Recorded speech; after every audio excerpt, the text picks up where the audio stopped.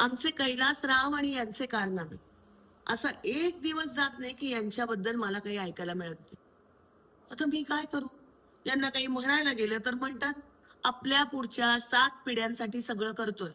आता हे असं बोलल्यानंतर मी काय बोलायचं? पण खरं सांगू, मला पण पटतं यांचं. जमिनीचं काम करतात काहीतरी. मोठमोठे उद्योगपती, राजकारणी यांच्यावर उठतात बसतात. बघा म्हणजे आता उद्योगधंद्याचं म्हटल्यानंतर काहीतरी होतच ना. मागे एकदा असे जेलमध्ये जाऊन आले, पण राजकारणी यांचे मित्र 24 तासात यांना बाहेर काढलं. आहे की नाही गंमत? मी त्यांना सांगितलं, अहो मला भीती वाटते हं तुमच्या कामाची.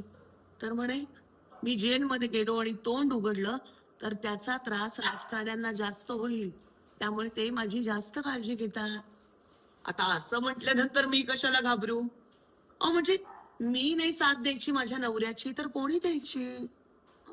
बघा म्हणजे आमचं कोणी म्हणजे कोणी काही बिघडवू शकत नाही. ज्याला काही बोलायचंय ते बोलू दे. आमचं काय जातंय?